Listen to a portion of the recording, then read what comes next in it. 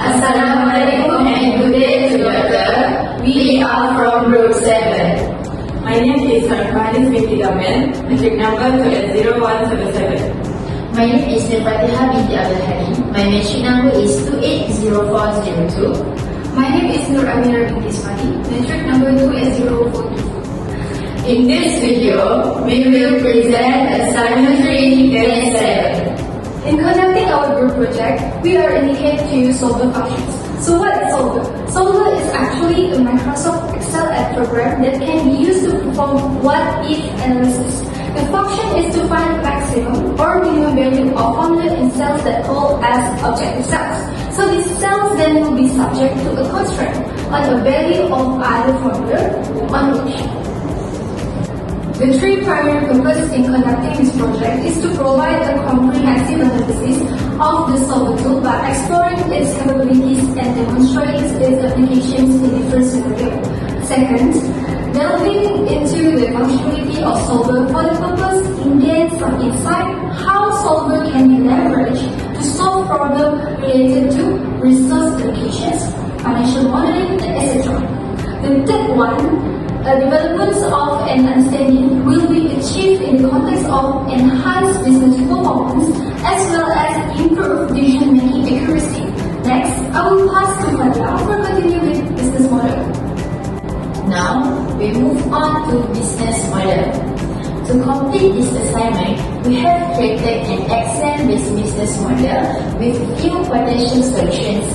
For this task, case 7 was given to our group. It describes how KTM Railway runs a number of trains including train A, B, C, and D, connected with the various cities with different routes, which are Utara, Selatan, and Pantai Timur.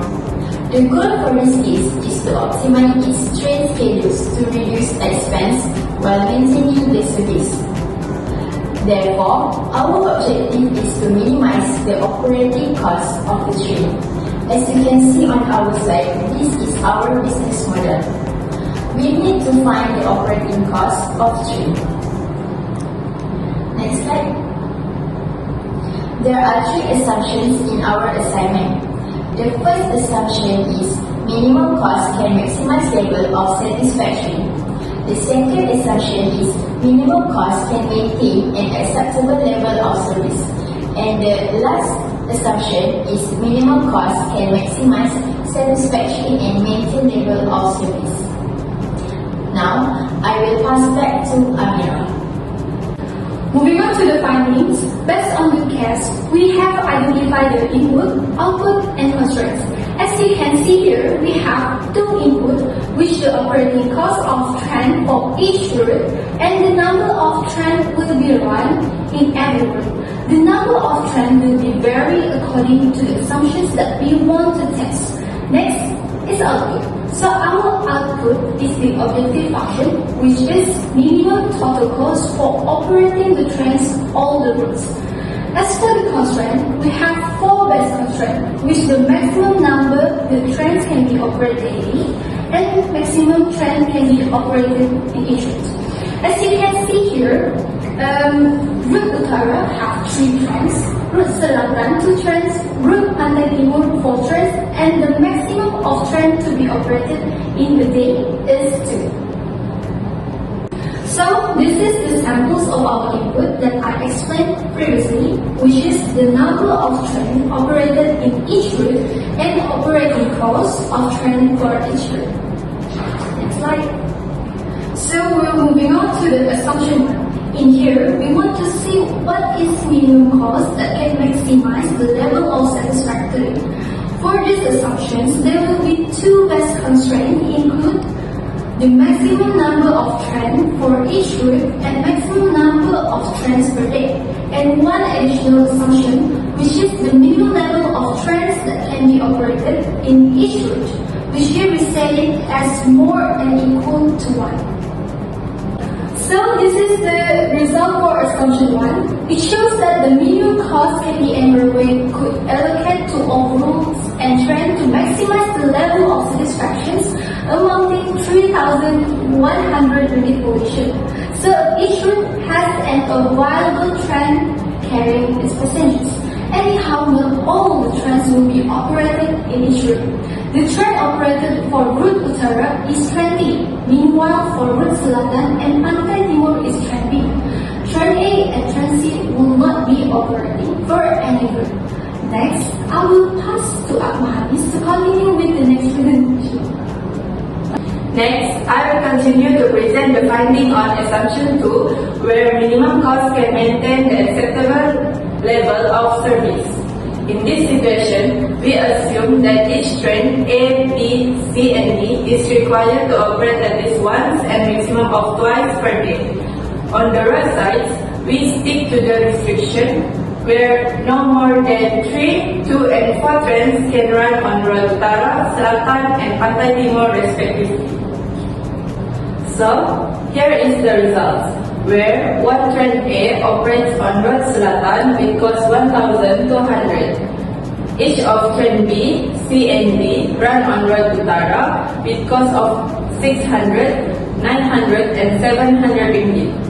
With no trains operated on Pantai Timur, this solution will be amounting to 3,400 ringgit of total cost. As we can see on the slide, this is the third assumption that we made. It is the number of trains that maximize satisfactory and maintain level of service with minimum cost. The constraint for this assumption is to assume that there must be at least one train operate on each route, and at the same time, every train must operate too.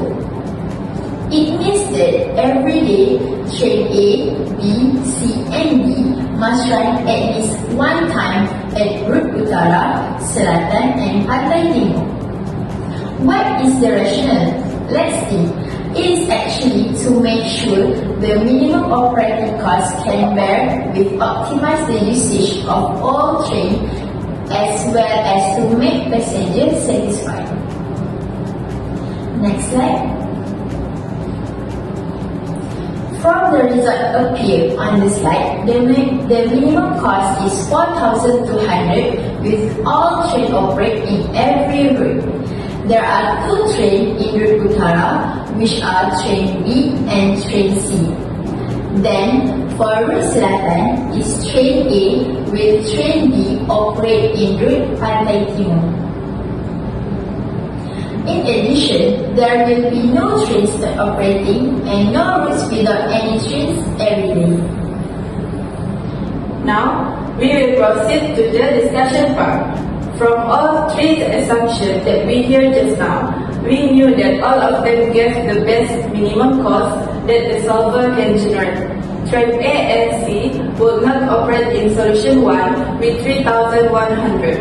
In solution 2, operating cost is 3,400 ringgit with no trains on road Pantai Timur.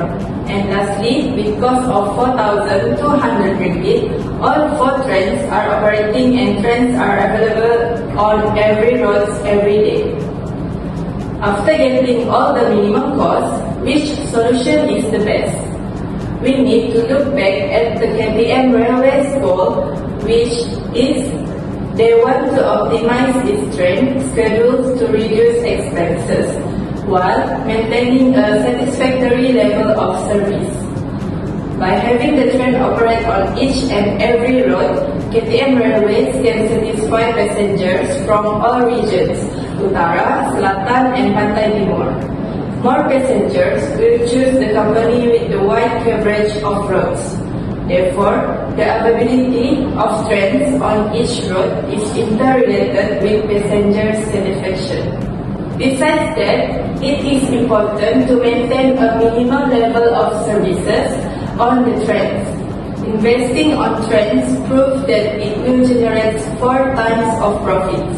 Therefore, it will be a big loss to the country when the usage of them is not being optimized. The only way to at least break even is by having them operated on.